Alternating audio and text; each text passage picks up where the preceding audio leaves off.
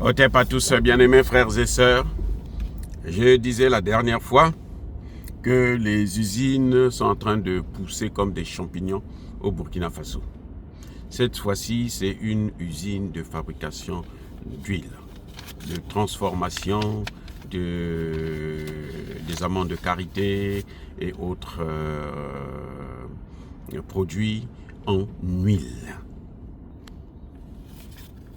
Le Burkina Faso vient d'investir 18 milliards de francs CFA pour ce complexe qui va transformer près de 300 tonnes de produits pour avoir de l'huile au Burkina Faso, l'huile d'aliment.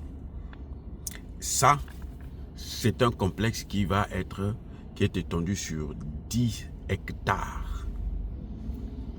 Voilà encore l'œuvre d'un chef d'État, d'un président soucieux. Vous savez, c'est-à-dire que c'est incroyable. Je ne sais pas les autres chefs d'État africains ce qu'ils pensent quand ils voient ça. Qu'est-ce qu'ils pensent, eux, les autres présidents africains? Ceux qui sont là 5 ans, 10 ans, 15 ans, 20 ans, ils ont des matières premières, ils ont le pétrole, ils ont l'or, ils ont ceci, ils ont le fer, ils ont le manganèse, ils ont les terres pour produire. Ils ne sont pas allés prendre des étrangers. Ils ne sont pas allés prendre des Rwandais, des Cubains, des ceci, des cela pour pouvoir venir planter la tomate au Burkina Faso. Ils ont donné du travail aux Burkinabés. Il suffit de la volonté politique et de mettre un peu de moyens. 18 milliards, c'est pas de francs CFA, c'est pas excessif. Mais si vous n'avez pas la volonté, si vous avez 50 milliards, vous prenez 45 milliards pour mettre dans vos poches avec vos familles, c'est comme ça que le pays tombe. Le pays va dans les couilles à volo. Regardez un président, c'est-à-dire que c'est la fierté de l'Afrique. La fierté, on est fiers. Je ne suis pas burkinabé, je suis congolais de Brazzaville. Mais quand je vois comme ça, je suis fier en tant qu'Africain.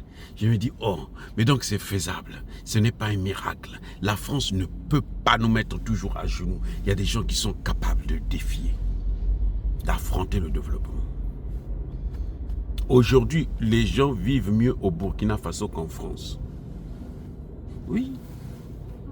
Il y a plus d'espoir au Burkina Faso qu'en France. Parce qu'en France, ce que Macron est en train de faire actuellement, il investit tout le peu d'argent qu'il va emprunter ici et là pour chercher à déstabiliser le Sahel.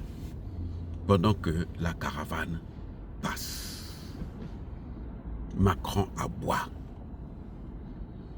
Oui. Le président Traoré, non, monsieur le président, capitaine, vous êtes méchant, vous n'êtes pas bien. Parce que le capitaine, il est en train de trahir tous les autres pays africains. Le Burkina, le Niger, le Mali, c'est pas des dirigeants qui sont bien. Je crois que les autres présidents africains vont porter plainte. Parce que ce qu'ils sont en train de faire là, c'est ce que beaucoup n'ont jamais pu faire. D'autres pendant 20 ans, pendant 30 ans, pendant 40 ans. On parlait du Rwanda. Je disais au Burkina Faso, quand j'ai vu les militaires burkinabés aller au Rwanda, je dis, mais vous allez prendre une mauvaise expérience là-bas. Parce que les Rwandais ne foutent rien. Ce n'est pas des travailleurs, c'est des tueurs, c'est des génocidaires. Dieu merci, le capitaine nous a compris, il nous a entendus. J'ai été le premier à critiquer ça sévèrement. Je dis ça n'apportera rien parce que vous êtes mieux. Aujourd'hui, on le voit. Ce qu'il y a eu au Rwanda, là, ce qu'ils ont fait au Rwanda, là, c'est rien devant ce que le capitaine a déjà fait.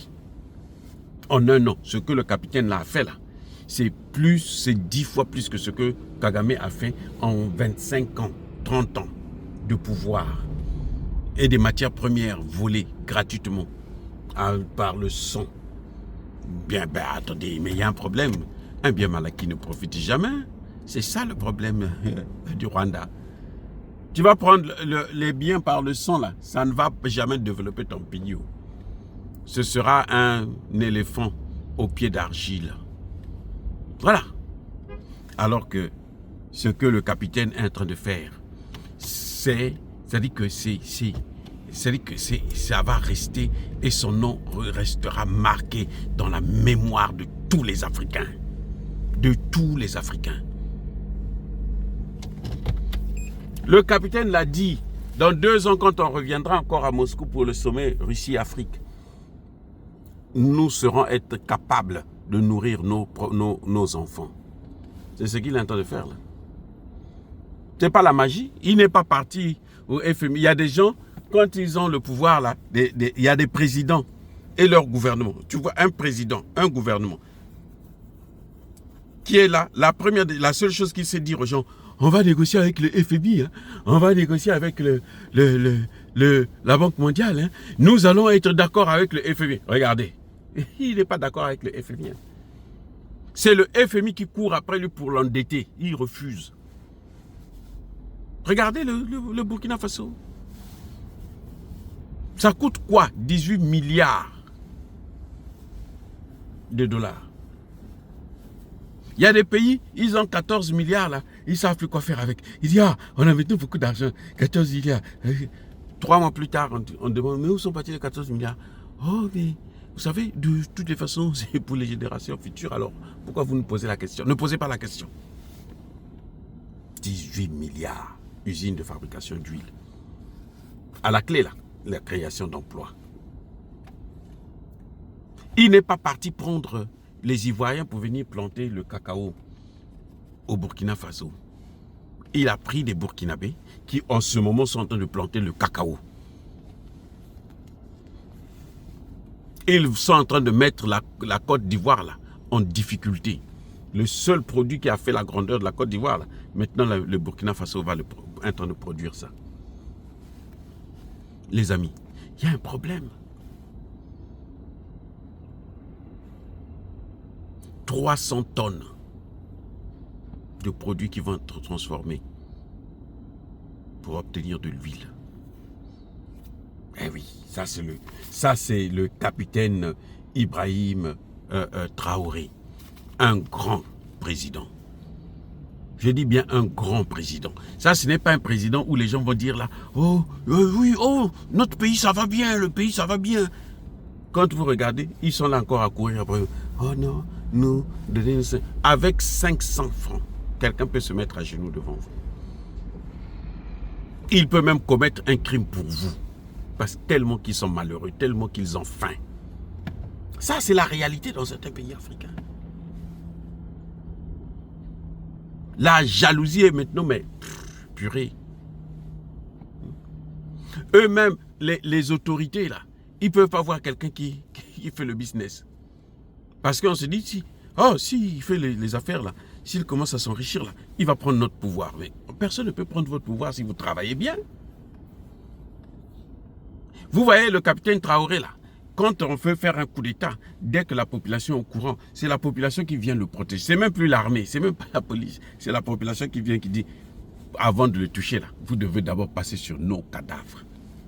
Et aucun dirigeant du monde, aucune armée au monde ne peut affronter une population aussi déterminée. C'est comme ça que les gens obtiennent la sécurité. La sécurité de Tiani, de Traoré, d'Assimi Goïta, c'est d'abord parce qu'ils sont aimés par leur population. C'est ça, voilà la sécurité. Et pour être aimé, il faut faire ce qu'ils sont en train de faire. Ce que le capitaine Traoré est en train de faire. C'est ça. Travailler, servir et non se servir. Et là, vous serez aimé. C'est-à-dire que vous n'avez pas besoin de battre campagne, tout non. Il n'y a pas besoin d'élection, c'est ça. Les amis, soyez bénis. Bravo, capitaine.